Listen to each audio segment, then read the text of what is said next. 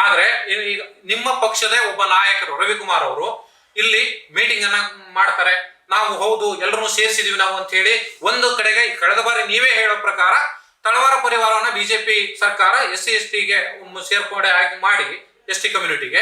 ಈಗ ತಳವಾರ ಒಂದು ಕಮ್ಯುನಿಟಿಯನ್ನು ಇಟ್ಕೊಂಡು ರಾಜಕಾರಣ ಮಾಡ್ಲಿಕ್ಕೆ ರವಿಕುಮಾರ್ ಅವರು ಮುಂದಾಗ್ತಾರೆ, ಸಭೆ ಮಾಡ್ತಾರೆ. ಇಲ್ಲ ನೀವು ಇದಕ್ಕೆ ಸೇರ್ಲೇಬೇಕು, ಸರ್ಕಾರ ಮೇಲೆ ನಾನು ಒತ್ತಡ ಹೇರ್ತೀನಿ ಅಂತಾರೆ. ಹಾಗಾದ್ರೆ ಎಲ್ಲ ಒಂದ್ ಕಡೆ ಬಿಜೆಪಿ ನಾಯಕರೇ ಗೊಂದಲ ಸೃಷ್ಟಿ ಮಾಡ್ತಾರ. ಇಲ್ಲಿ ಒಬ್ಬ ವ್ಯಕ್ತಿಯ ಪ್ರಶ್ನೆ ಬರೋದೇ ಇಲ್ಲ. ಇದು ಕ್ರಮಗಳು ಏನಿದ್ರು ಸರ್ಕಾರ ಓಕೆ ತೀರ್ಮಾನಗಳು ಸರ್ಕಾರ ತೆಗೆದುಕೊಂಡ ಮೇಲೆ ಇದಕ್ಕೆ ಪ್ರಾಮುಖ್ಯತೆ ಬರ್ತದೆ ಹೊರತು ನಾನಾಗಿರ್ಬೋದು ಮತ್ತೊಬ್ಬರಾಗಿರ್ಬೋದು ವ್ಯಕ್ತಿಯಾಗಿ ಹೇಳಿದ ವಿಚಾರಗಳಿಗೆ ಪ್ರಾಮುಖ್ಯತೆ ಬರೋದು. May be they can demand okay ಈ ರೀತಿ ಆಗಬೇಕು, ನಮಗೆ ಇದು ನನ್ನ ಸಮುದಾಯದ ಬೇಡಿಕೆ ಅಂತ ಹೇಳ್ಬೋದೇ ಹೊರತು ನೀವು ಹೀಗೆ ಮಾಡಿ ನಾನೇ ಇದನ್ನು ಮುಂದುವರಿಸಿ ನಾನೇ ಮಾಡಿಸ್ತೀನಿ ಇವೆಲ್ಲಕ್ಕೂ ಕೂಡ ಮಾತು ಬರೋದಿಲ್ಲ. ಆ ರೀತಿ ರವಿಕುಮಾರ್ ಅವರು ಕೂಡ ಆ ರೀತಿ ಏನು ಮಾಡಿಲ್ಲ. ಆದರೆ ಅವ್ರದ್ದು ಡಿಮ್ಯಾಂಡ್ ಇತ್ತು, ಏನು ಅಂದರೆ ಕಬ್ಬಲಿಗರು ಇವರನ್ನು ಸೇರಿಸಬೇಕು, ತಳವಾರನ್ನು ಸೇರಿಸಬೇಕು ಅನ್ನೋದು ಇದು ಡಿಮ್ಯಾಂಡ್. ಅದು ಇವತ್ತಿಗೂ ಉಳಿದಿದೆ ನಮ್ಮಲ್ಲಿ. ಅದನ್ನು ನಾವು ಮುಂದಿನ ದಿನಗಳಲ್ಲಿ ಅದನ್ನು ನಾವು ಮಾಡಬೇಕು ಅನ್ನೋದೇ ನಮ್ಮ ಉದ್ದೇಶ ಇದೆ.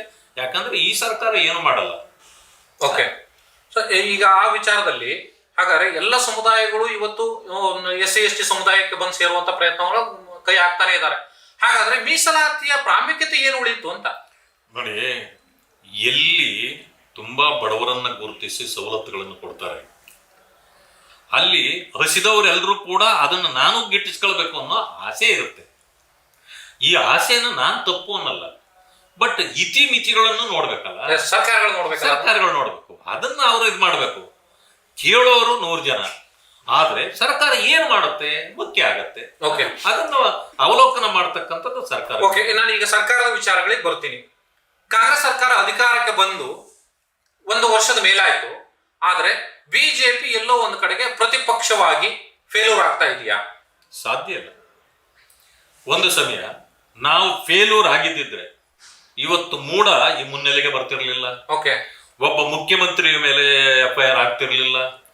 ಮೂಡ ಇನ್ವೆಸ್ಟಿಗೇಷನ್ ಸ್ಟಾರ್ಟ್ ಆಗ್ತಿರ್ಲಿಲ್ಲ. ವಾಲ್ಮೀಕಿ ನಿಗಮದ್ದು 187 ಕೋಟಿ ನುಂಗಿದ್ದು ಅವರು ಒಪ್ಕೊಳ್ತಿರ್ಲಿಲ್ಲ. ಹೇಳಿದ್ರಲ್ಲ 87 ಕೋಟಿ ಮಾತ್ರ, 187 ಕೋಟಿ ಅಲ್ಲ ಅಂತ ಒಪ್ಕೊಳ್ತಿರ್ಲಿಲ್ಲ. ಅದಾದ್ಮೇಲೆ ಅಲ್ಲಿ ಆಫೀಸರ್ಗಳು ಇವತ್ತು ಇನ್ವೆಸ್ಟಿಗೇಷನ್ ಆಗಿ ಅರೆಸ್ಟ್ ಆಗ್ತಿರ್ಲಿಲ್ಲ.